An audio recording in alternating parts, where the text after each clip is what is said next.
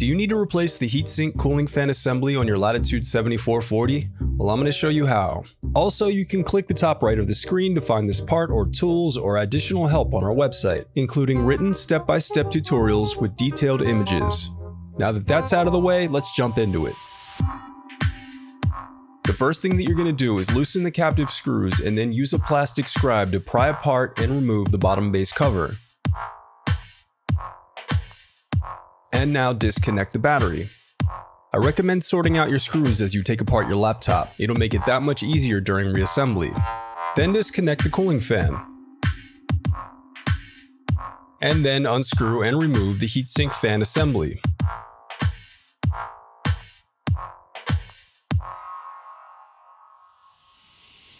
Now remember, before replacing the heatsink, I would recommend wiping off the old thermal paste. And then apply a small dot on each chip before screwing back in your heatsink. The reassembly of your laptop is as simple as following your steps in reverse.